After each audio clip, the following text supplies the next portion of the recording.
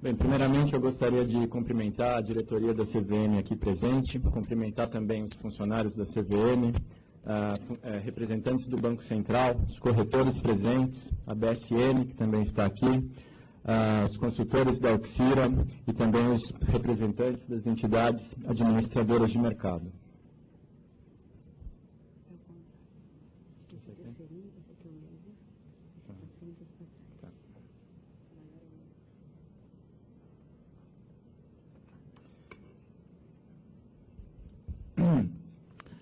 A BVMF gostaria de parabenizar a CVM pela iniciativa de promover a discussão sobre o funcionamento e a eficiência do mercado de capitais brasileiro, dessa forma totalmente aberta e transparente e com todas as partes interessadas. A gente entende que a reflexão crítica e as iniciativas dos reguladores e também dos autorreguladores foram um dos grandes diferenciais do mercado brasileiro na última década, com destaque para a criação do SPB, para a evolução do marco regulatório da indústria de fundos, o rigor da supervisão promovida pela CVM e a introdução de forma eficiente dos termos de compromisso, a criação do novo mercado e também a criação do programa de qualificação operacional dos corretores. Por que nós entendemos que competição é bom e importante? Entendemos que a competição é bom e importante essencialmente porque ela tende a gerar melhorias no bem-estar do consumidor. Melhorias no bem-estar do consumidor podem ser entendidas de forma prática como reduções de preço e melhorias de qualidade do bem ou do serviço consumido.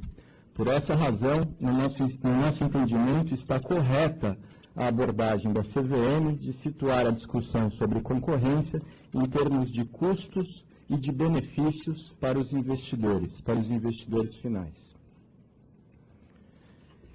É importante salientar que discussões sobre preço e qualidade no contexto do mercado de capitais não são triviais, porque a gente sabe que a complexidade, os riscos e a sofisticação dos mercados de capital no mundo inteiro fazem com que preço e qualidade assumam diferentes dimensões e perspectivas, sendo que todas elas devem ser cuidadosamente consideradas.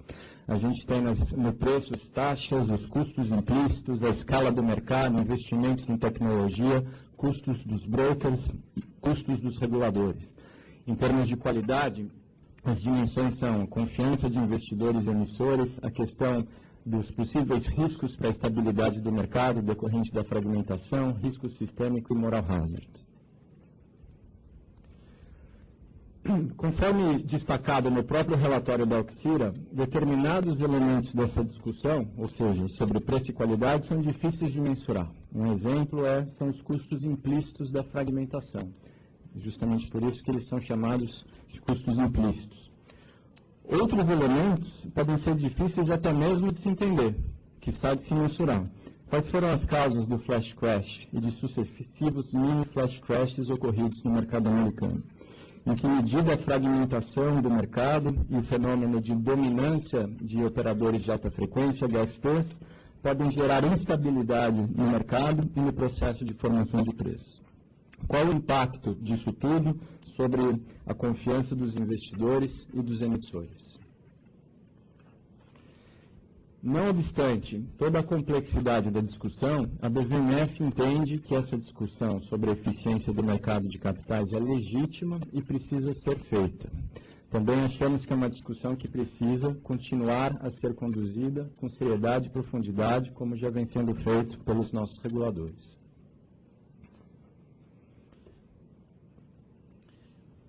Felizmente, é preciso reconhecer que o relatório da Auxira frustrou as expectativas da BVMF de promover maior clareza para essa discussão.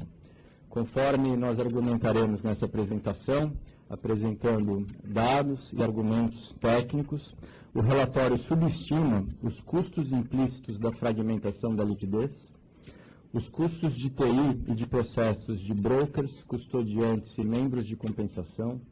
No nosso cenário, o relatório subestima, na pior situação, em até 12 vezes. Nós vamos mostrar os nossos números. Subestima também os custos regulatórios, principalmente no que diz respeito à supervisão entre clearings, que podem acabar concorrendo em termos de práticas de administração de risco e, eventualmente, gerando riscos sistêmicos para o mercado como um todo. Na nossa visão, o relatório, infelizmente, também falha na análise comparativa de preços e na estimação de benefícios. Em primeiro lugar, porque ele não incorpora determinadas peculiaridades do modelo de beneficiário final e não faz os ajustes necessários para todas as bolsas que estão na amostra. O relatório também praticamente não aborda a questão do custo total para os investidores finais, a variável mais relevante em termos de análise de impacto de preço para o consumidor final, para o investidor final, que é quem de fato importa. E, por fim, nós não sabemos se por um problema de cálculo ou se por um problema de metodologia, porque o relatório não é totalmente transparente nesse aspecto, nós não sabemos qual foi o problema, mas ele subestima de forma muito substancial os benefícios das reduções de preço, conforme nós vamos argumentar. Então, aqui a gente tem o framework básico, né, dos dois cenários possíveis e a lista dos principais benefícios e dos principais custos. Então, eu gostaria de começar falando sobre a questão de pressão sobre taxas de negociação e taxas de clearing. Como já foi destacado pelos nossos colegas, existem economias de escala extremamente importantes na prestação de serviço de plataforma de trading e de clearing, ou seja, o custo médio tende a cair conforme o volume aumenta. Analisando os dados apresentados no relatório, a conclusão possível é que as taxas de negociação e de clearing da BVMF estão alinhadas com o resto do mundo quando são levados em consideração dois fatores. Em primeiro lugar, o tamanho do mercado e as respectivas economias de escala. E, em segundo lugar, as diferenças entre os serviços prestados, notadamente a liquidação em contas de beneficiário final. O que envolve isso? Diferentemente de outras clearing centrais depositárias ao redor da maior parte dos mercados do mundo, isso envolve a administração, no caso brasileiro, de mais de 2 milhões de contas de clientes finais. Envolve também a transferência de títulos diretamente de e para as contas de tais clientes, serviço que em outros mercados é feito por brokers e custodiantes. Envolve também a liquidação de proventos, dividendos, juros sobre capital próprio e outros diretamente nas contas de clientes finais, inclusive com auxílio à apuração de tributos por parte dos emissores. Envolve também o fornecimento de informações aos custodiantes e emissores no nível do cliente final para fins de conciliação, o que tem um enorme valor. Envolve, por fim, a emissão e a postagem de extratos de custódia eletronicamente via correio, avisos de negociação e avisos de transferência de ativos, o que reforça sobremaneira os controles e contribui para a segurança dos investidores, diferenciando o mercado brasileiro.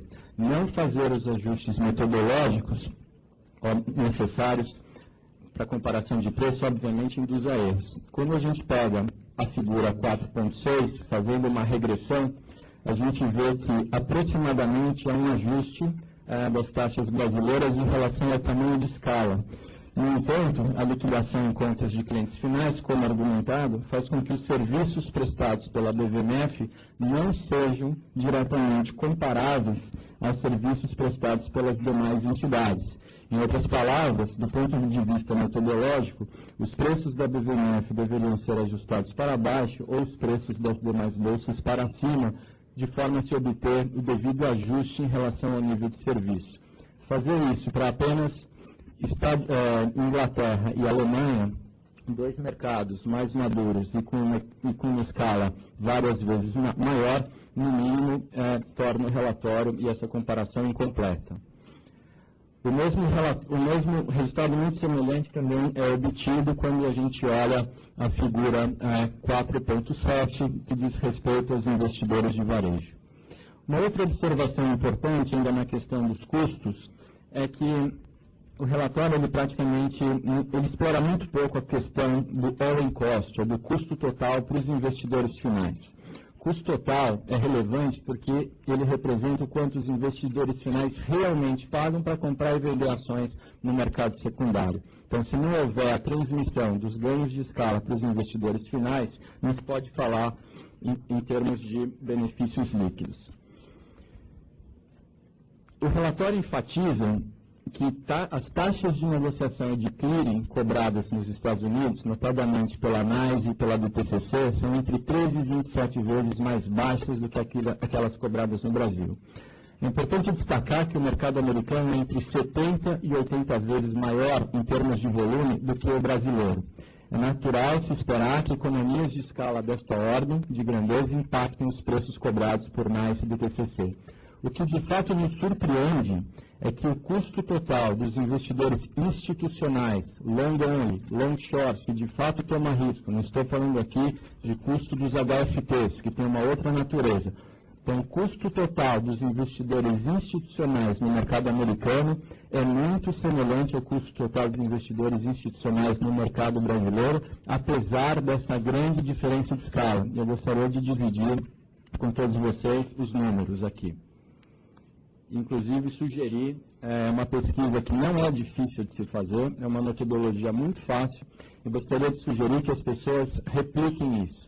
Né? Porque qual é a pesquisa? Foi uma pesquisa realizada pela BVMF com dezenas de investidores institucionais norte-americanos. Então, isso significa falar com as pessoas, falar com os asset managers, falar com as pessoas, com os hedge funds e perguntar, no final do mês, você compra e vende ação. No final do mês, você olha a sua nota de corretagem. Quanto você pagou, considerando todos os custos para comprar e vender ações. É o seu prime broker que cobra isso. No final do mês, quanto você deixa na mesa por ação. Depois de consultar dezenas de investidores, e obviamente nós temos acesso a esses investidores, e tabular os resultados, o custo total de transação para esse tipo de investidor, de novo, real money, que toma risco, situa-se entre 1 centavo e 4 centavos de dólar por ação negociada. A variação, ela se explica porque o nível de serviço do Prime Broker varia. Você tem o Prime Broker que é mais discount broker, você tem o Prime Broker que oferece research, você tem execução via voz, você tem execução eletrônica. Isso explica essa amplitude entre 1 centavo de dólar por ação e 4 centavos de dólar por ação negociada para investidores institucionais com horizonte de médio e longo prazo. Como é feita a comparação com o Brasil? Né? Lá é preço por ação, aqui a gente cobra em LIPS, mas a comparação é relativamente simples. O preço médio ponderado das ações do Ibovespa em dólar é aproximadamente 15 dólares por ação. Nossa taxa de negociação é 0,007%, a nossa taxa de liquidação a mais alta é 0,0275%, o total é 0,0345% ou 3,45 bips. Para a corretagem, assim como ela varia em outros mercados, ela varia no Brasil também de acordo com o nível de serviço. Consideramos 3 cenários, 0,01, 0,05 e 0,10. Fazendo as contas, a gente tem um custo total para o investidor final, considerando tanto a corretagem do broker como as taxas na bolsa, variando entre menos de 1 centavo por ação até 2 centavos por ação. Então, a gente gostaria, enfim, sugerir às pessoas a repetirem essa análise com investidores institucionais.